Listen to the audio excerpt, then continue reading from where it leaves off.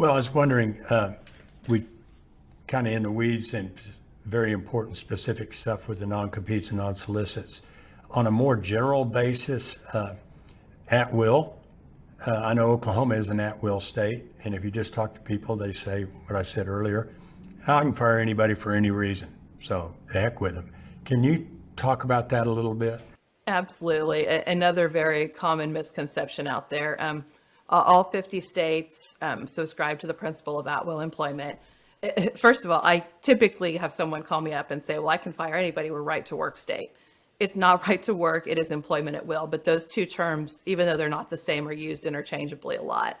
But employment at will is the correct term. The idea being an employee is employed at your will, can be let go at any time, don't have to provide any notice, don't have to provide any reason or any cause. General rule all across the United States.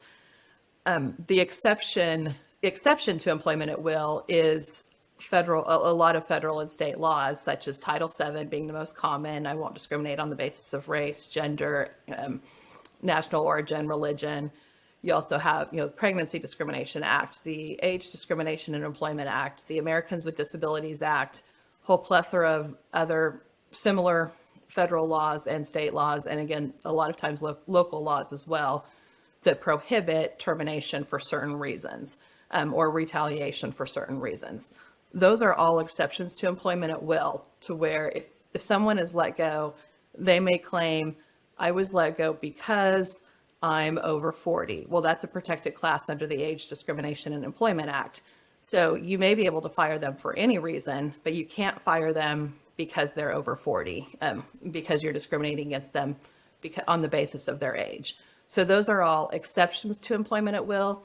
Going back, though, to even get to employment at will, the idea is that there's no employment contract. And so a lot of times there's confusion, because if someone has an employment contract, they may say, well, I'm not an at-will employee, I have a contract with you.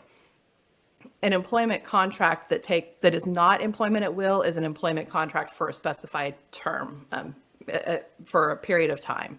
So a lot of times it's with your higher level, your C-suite level executive employees, employees you may recruit that have a particular talent. They may be provided an employment agreement that says, I will work for, it's a 1-year term, or it's an automatic renewal, or a 3-year term.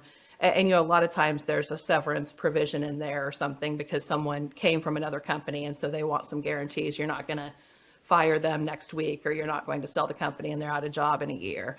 And so you have employment agreements for a specified term. If you have an employment agreement for a specified term, that individual is not an at-will employee, because that individual is a contract employee under that employment agreement. What you see a lot of times now, though, is employment agreements that companies will have with individuals or with its employees that say in the agreement, this does not alter the at-will employment relationship.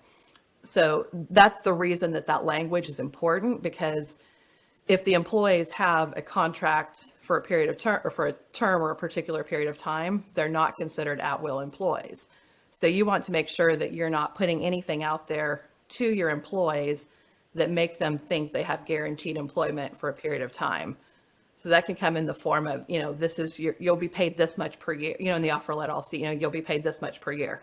Well, no, you're not paid that much per year. You're paid on a biweekly basis at this amount that may total this at the end of the year. But you want to make sure that you're not putting anything in your communications to employees that make them believe they have some guarantee or expectation of employment for a specified period of time. Because if there is, then they're an employee, and I say contract employee, not independent contractor, but they're an actual employee of you by contract, and at-will employment doesn't come into play at all.